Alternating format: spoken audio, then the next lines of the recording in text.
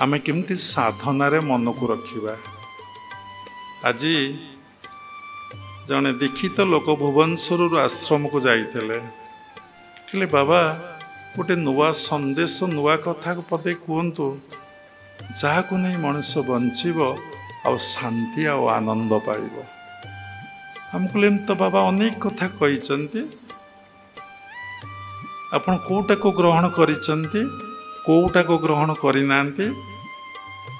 कहले आपनकर गोटे कथा सबले भल लगे, हे भगवान तुमे ही सबु किछि, तुमे ही कर्ता सबु करूछ आ कराउछ। एतिकी भाबिदेले मनरे बहु आनंद बहुत शांति आसे। यथेष्ट आउ कोन कहंतु। आमे चिंता कलु कौन कहबो।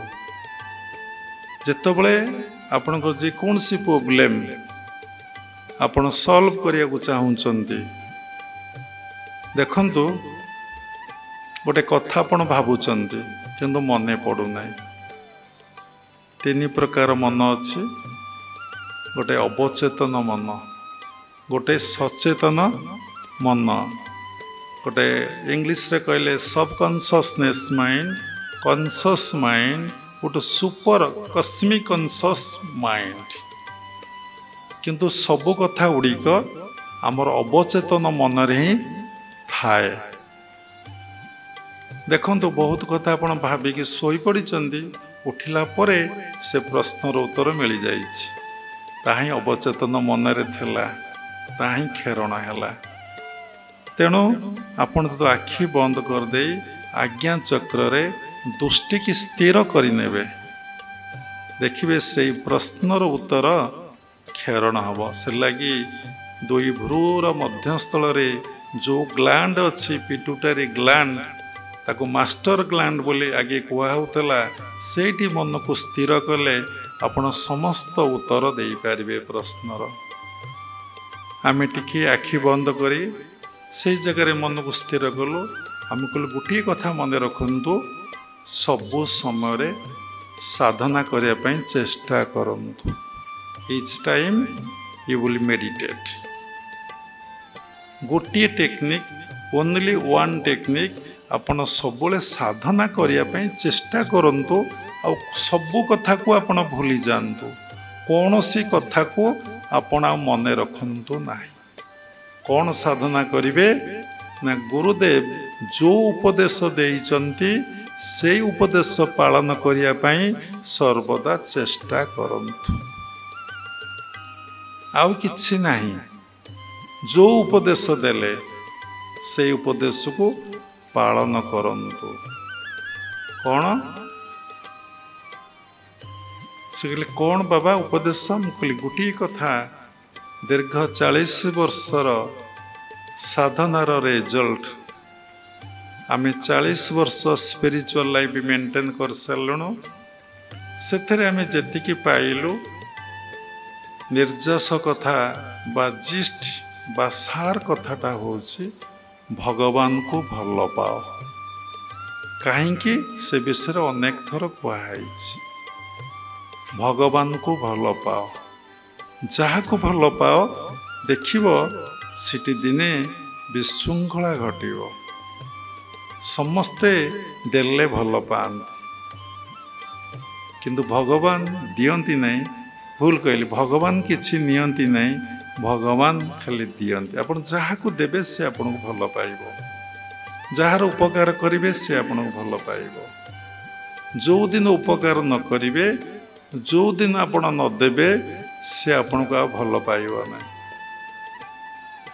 ईश्वर चंद्र विद्यासागर समस्तंकर उपकार करथिले। कलिकतार लोक से दिने तांको जने लोक बहुत गाली दौले। से कहले, हे विद्यासागर आपण को से लोक जनक बहुत गाली दौछि। विद्यासागर कहले, हाँ मु तो कार अपकार करी नहीं, तार किछि उपकार करी नहीं बोली से मते गाली दौछि। थरे प्रशांति रे साईबाबा को डेभोटी माने कहले, साईबाबांकर के डिसाइपुल नथिले, ସେ କାହାକୁ ଜୀବନରେ ଦୀକ୍ଷା ଦେଇନାହାନ୍ତି, ସମସ୍ତଙ୍କୁ ଉପଦେଶ ଦେଇଛନ୍ତି। ଉପଦେଶ ମାନିଲା ପରେ ଲୋକ ଯଦି ଉପଯୁକ୍ତ ହୁଏ ତାକୁ ଦୀକ୍ଷା ଦେବାଟା ଉଚିତ। ଏବେ କିନ୍ତୁ ସାଥି ସାଥି ଦୀକ୍ଷା ଦିଆଯାଉଛି ଆଶ୍ରମ ପାଇଁ, ଲୋକ ସଂଗ୍ରହ ପାଇଁ। କ'ଣ ପାଇଁ ନା ଯିଏ ଦୀକ୍ଷା ନେବ ସେ ଶିଷ୍ୟ ହେଇଗଲା। ଯିଏ ଦୀକ୍ଷା ନେବ ଗୁରୁ ଶିଷ୍ୟ ବୋଲି ତାପରେ ଅଧିକାର ସାବ୍ୟସ୍ତ କରିବେ। ଏବଂ ଦୀକ୍ଷା ନେଲା ପରେ କ'ଣ ହେବ ନା ପଇସା ଦେବ, ଟଙ୍କା ଦେବ, ପଇସା ନୁହେଁ ଟଙ୍କା, ପଇସା ଯୁଗ ନାହିଁ, ଫୋନ ପେ କରିବ। ଯେମିତି ଆମର ଶଶିକଳା ମା ନାରାୟଣ ଆକାଉଣ୍ଟକୁ ପଇସା ଛାଡ଼ୁଛନ୍ତି। ଆଉ କ'ଣ କରିବ ନା ଗୁରୁ ତାପରେ କହିବେ ଆରେ ଅମକ ଅମକ କାମ ହେବ, ଆଶ୍ରମରେ ପଇସା ପଠେଇବୁ, ଲୋକ ସଂଖ୍ୟା ବୃଦ୍ଧି ପାଇବ, ପ୍ରଚାର ହେବ। କିନ୍ତୁ ଆଗ ହେଉଛି ଉପଦେଶ। ଉପଦେଶକୁ ଜଣେ ଶିଷ୍ୟ ଯଦି ଭୁଲ କହିଲେ, ଜଣେ ବ୍ୟକ୍ତି ଯଦି ପାଳନ କରିପାରିଲା, ସିଏ ଯଦି ରିକ୍ୱେଷ୍ଟ କରିବ ତାପରେ ଦୀକ୍ଷା ଦେବାଟା ଉଚିତ। ତେଣୁ କଥା କୋଉଠି ରହିଲା?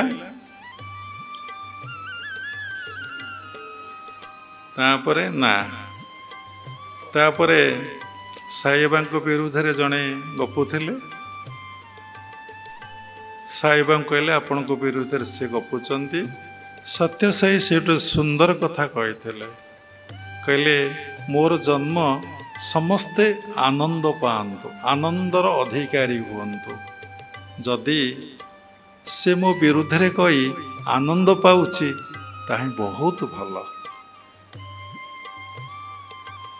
ଯଦି ନିନ୍ଦା କରି ଆନନ୍ଦ ପାଉଛି ବହୁତ ଭଲ।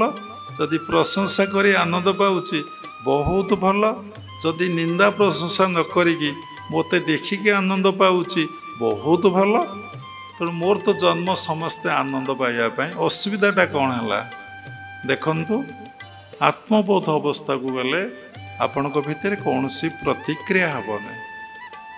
କାହିଁକି ପ୍ରତିକ୍ରିୟା ହେବ ନାହିଁ ନା ଯେତେବେଳେ ଆପଣଙ୍କ ଭିତରେ କର୍ତ୍ତା ଭାବ ଅଛି, ଆପଣଙ୍କ ଭିତରେ କ୍ରିୟା ଓ ପ୍ରତିକ୍ରିୟା ହେଉଛି। ଯେତେବେଳେ କର୍ତ୍ତା ଭାବ ନାହିଁ, ଈଶ୍ୱର ସବୁ କର୍ତ୍ତା, ସବୁ କରୁଛନ୍ତି, କରାଉଛନ୍ତି। ଯଦି ଏଇ ଭାବଟା ଆପଣ ଭିତରେ, ଏଇ ଟେକ୍ନିକଟା ଯଦି ସତ୍ସଙ୍ଗରୁ ଶୁଣିକି ଜୀବନରେ ଆପଣ ଆପ୍ଲାଏ କରନ୍ତି, ଆପଣ ଆନନ୍ଦ, ଅପାର ଆନନ୍ଦ ପାଇବେ। ଏଇ ଭାବରେ ଆପଣ ଏତେ ଦୂର ବିଭୋର ହେଇଯିବେ ଯେ ଆପଣ ପ୍ରତ୍ୟେକଟି ମୁହୂର୍ତ୍ତରେ ଭଗବାନଙ୍କୁ ଦର୍ଶନ କରିପାରିବେ ଆଉ ଅନୁଭବ ମଧ୍ୟ କରିପାରିବେ।